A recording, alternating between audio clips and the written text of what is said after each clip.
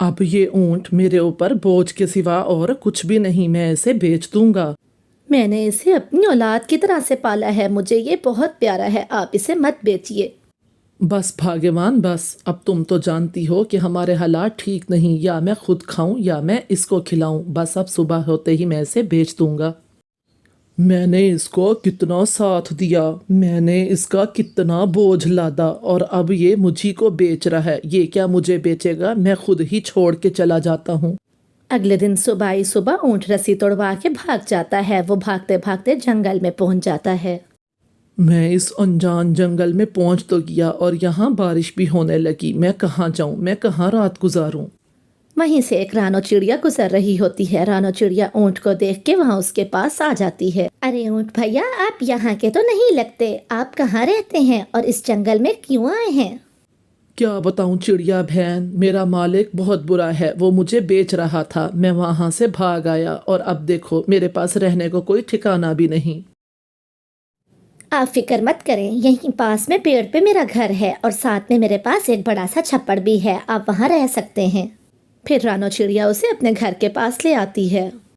ये देखिए ऊंट भैया, ये मेरा घर है, जो दरख्त के ऊपर है वो मेरा घर है, और जो ये पास में है ये एक झोंपड़ है, ये भी मेरा ही है। ये खाली झोंपड़ है, आप इसमें आराम से रह सकते हैं। इस तरह से आप बारिश से भी बच जाएंगे।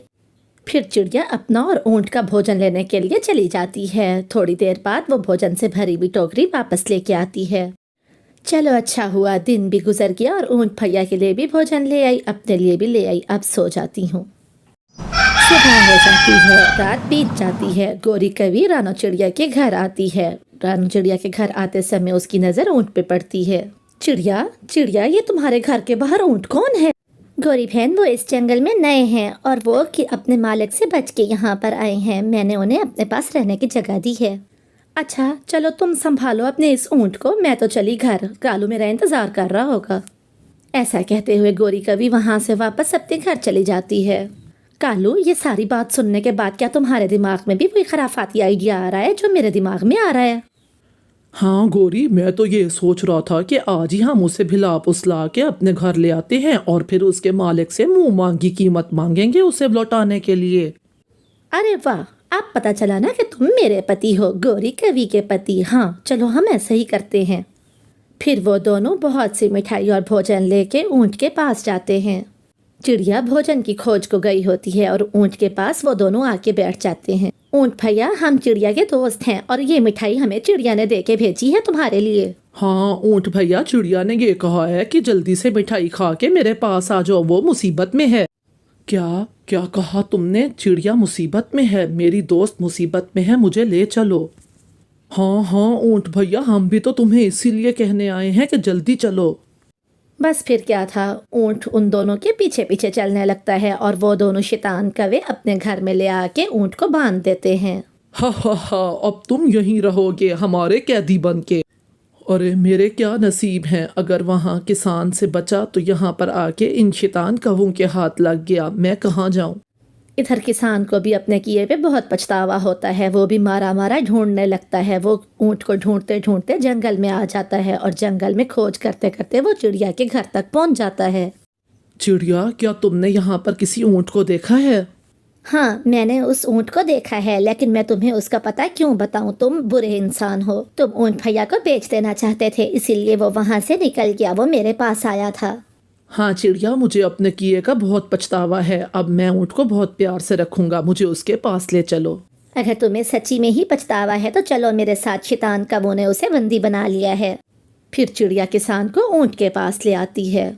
ऊंट भैया देखिए तो कौन आया है, सुबह का भूला जब शाम को घर आ जाए तो उसे भूला नहीं कहते।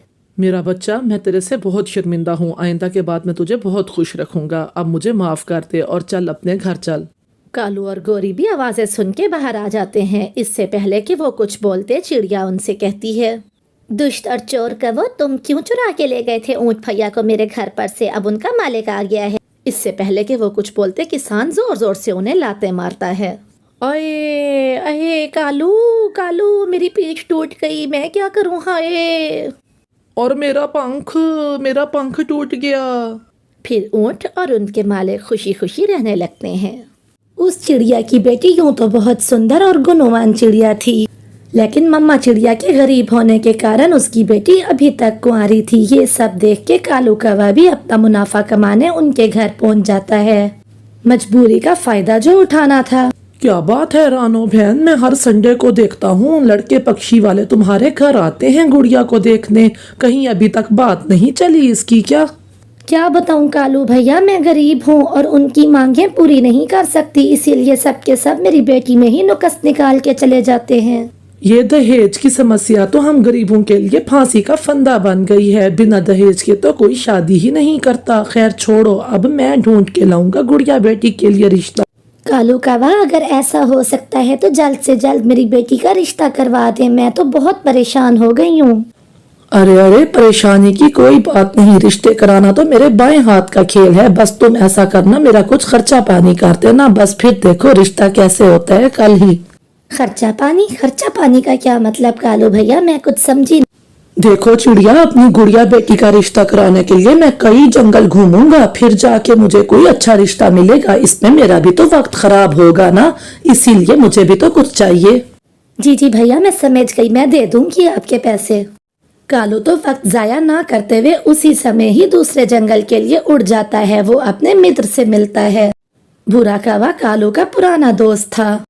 हाँ यार कालू, एक पक्षी मेरे नजर में है, लेकिन वो ज्यादा अमीर नहीं है। बस वही तो चाहिए, इसी तरह का रिश्ता तो चाहिए, क्योंकि चिड़िया भी दहेज नहीं दे सकती। बस मुझे ले चलो इसी वक्त। बस फिर क्या था, कालू कौवा भूरे कौवे को लेके उसी वक्त रिश्ते वालों के घर चला जाता है। कालू कौवा जाते साथ ही सारी बात बताता है कि किस तरह चिड़िया गरीब है और गुड़िया किस तरह से अच्छी चिड़िया है। तो बस रिश्ते वाले फौरन मान जाते हैं। कालू कौवा तो रिश्ते वालों को लेके तुरंत ही चिड़िया के घर आ जाता है। हमें अच्छी लगी है, हमें आपकी बेटी गुड़िया बहुत पसंद आई है।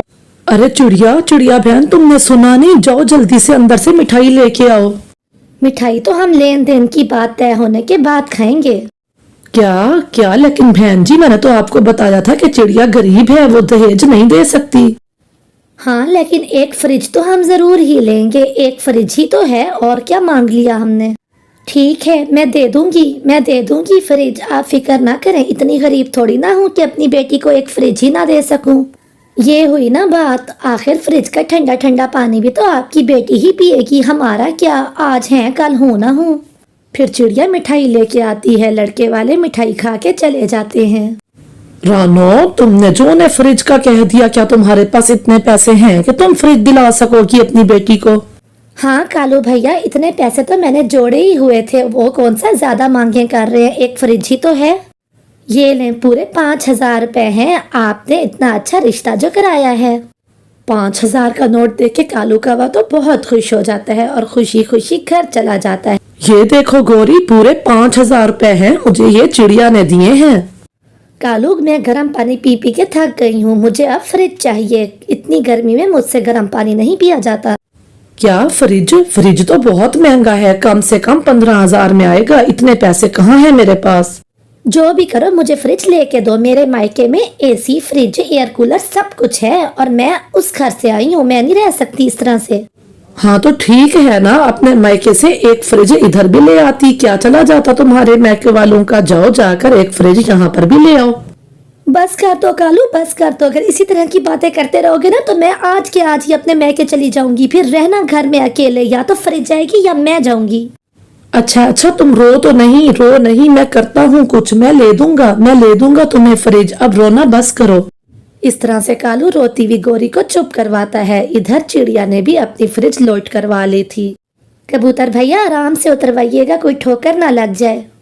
अरे चिड़िया, इतना बड़ा और सुंदर फ्रिज, ये तो बहुत महंगा आया होगा। तुमने इतनी अच्छी फ्रिज ले ली। जी कालू भैया, पूरे 18,000 का आया है ये फ्रिज। मैंने कहा एक ही तो मांग की है, अच्छे से पूरी करूं उनकी मांग। इतनी बड़ी फ्रिज मैं कैसे दिलवा सकता हूँ गोरी को, ये तो बहुत ही महंगी है। कालू भैया, आपने कुछ कहा क्या? नहीं, मैं ये कह रहा था कि बारिशों का मौसम है, बारिश का कोई भरोसा नहीं, फ्रिज को जल्दी से कमरे में ही रखवा लो। चिड़िया तो बहुत खुश थी, लेकिन कालू वहाँ से जल्दी से उड़ के चला जाता है। वो आगे जाके बैठ जाता है और सोचता है, आज रात का ही समय है, कल तो गुड़िया की शादी है। कुछ कर कालू, कल जो होगा देखा जाएगा, लेकिन मेरी पत्नी को फ्रिज तो मिल जाएगी ना। ऐसा करता हूँ, रात को ही चोरी कर लेता हूँ। शाम ढल जाती है और रात हो जाती है। कालू कौवा तो इंतजार में था। जैसे ही रात होती है कालू कौवा निकल पड़ता है। वो सोई हुई चिड़िया के घर से फ्रिज चुरा के घर ले आता है। अरे कालू, इतनी बारिश में तुम ये फ्रिज कहाँ से ले आए, वो भी इतना बड़ा? चिड़िया के घर से चुरा के लाया हूँ। उसने अपनी बेटी के दहेज के लिए ली थी ये फ्रिज और मैं रात ही रात उसके घर से चुरा के ले आया। ये तो तुमने बहुत अच्छा किया कालू। फ्रिज तो बहुत बड़ा और अच्छा है, महंगा भी बहुत होगा। मैं ऐसा करती हूँ, इसे झाड़ियों में छुपा देती हूँ। फिर गौरी कवि जंगल में झाड़ियों के अंदर उसको छुपा देती है। हम लुट गए, हम लुट गए, हम बर्बाद हो गए। गुड़िया बेटी, फ्रिज कोई ले गया आपकी। मम्मा, घर की कुंडी भी टूटी हुई है। मुझे लगता है रात को कोई चोर आया था और चुरा के ले गया। आपके रिश्ते वालों को अब मैं क्या मुंह दिखाऊंगी, वो तो रिश्ता तोड़ के चले जाएंगे। आप मत रोएं मम्मा, हम उनको समझाएंगे, वो हमारी मजबूरी और हमारी बात समझ जाएंगे। आप मत रोएं। अगले दिन मंडप सजा था। चिड़िया की बेटी की बारात आई थी, शादी होने को थी। बहन जी, फ्रिज कहाँ है? पहले फ्रिज दिखा दें हमें। वो बहन जी, फ्रिज तो मैं लेके आई थी, लेकिन वो राती रात चोरी हो गई। चोरी हो गई का क्या मतलब? मैं सब जानती हूँ, ये बहाने हैं। नहीं बहन जी, मेरा विश्वास कीजिए, वाकई ही रात को चोरी हो गई हमारी फ्रिज। मैं सब जानती हूँ आप लोगों के बहाने। फ्रिज के बिना शादी नहीं होगी। चलो चलें, हम यहाँ से बारात लेके जा रहे हैं। नहीं नहीं बहन जी, आप बारात लेके वापस ना जाए, मैं जाती हूँ, मैं लेके आती हूँ फ्रिज। ऐसा कहते हुए चिड़िया तुरंत ही वहां से निकल पड़ती है। वो कबूतर की शोरूम में जाती है। फ्रिज के शोरूम में जाके वो कबूतर से उधार फ्रिज मांगती है। सब्जी की दुकान पे आई हो क्या कि तुम्हें उधार फ्रिज दे दूं? फ्रिज भी कोई उधार देता है? इतना बड़ा आइटम उधार में नहीं मिलता, जाओ यहाँ से। मेरी बेटी की शादी टूट जाएगी कबूतर भैया, मैं आपका 1-1 रुपया चुका दूंगी, मुझे एक फ्रिज दे दें। चिड़िया कबूतर को बहुत समझाती है और बहुत मिन्नतें करती है, लेकिन बहुत मिन्नतें करने के बाद भी कबूतर नहीं मानता। चिड़िया निराश होकर वहां से आ जाती है। वो लौट रही होती है कि बारिश शुरू हो जाती है। वो कुछ देर के लिए बाहर बैठ जाती है और रोने लगती है। वो बारिश में बैठ के चिंतित हो रही होती है कि वहीं एक परी प्रकट होती है। चिड़िया, मैं सब जान चुकी हूँ कि आप अपनी बेटी की शादी को लेके परेशान हो। आपके लिए ये घास की बनी हुई फ्रिज है, जाओ इसे ले जाओ। बिजली ना खाने वाला ये जादुई फ्रिज दे के परी जी, आपने मेरे ऊपर बहुत एहसान किया है, मैं इसे सारी जिंदगी याद रखूंगी। चिड़िया वो फ्रिज लेके लड़कों वाले के सामने रख देती। आप हमें बेवकूफ समझते हो क्या? ये कौन सी फ्रिज है? बहन जी, ये घास वाली जादुई फ्रिज है, ये बिजली भी नहीं खाता, आप मेरा यकीन करें। फिर लड़के वाले मान जाते हैं और गुड़िया की शादी हो जाती है। वो दोनों खुशी खुशी अपने घर में रहने लगे हैं और खुशी खुशी अपना जीवन बिताते हैं।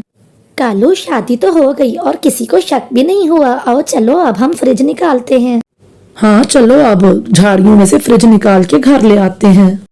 वो दोनों फ्रिज निकाल के घर आते हैं, लेकिन जैसे ही फ्रिज चलाता है कालू को धचका लगता है और वो दूर जाके गिरता है। बिजली के करंट से उसकी मौत हो जाती है, क्योंकि फ्रिज की तार को चूहों ने बुरी तरह खा लिया था। अब गोरी बैठी रोती रहती है। कालू को बद्दुआ लग गई थी चिड़िया की। तो प्यारे दोस्तों, किसी के साथ बुरा नहीं करना चाहिए।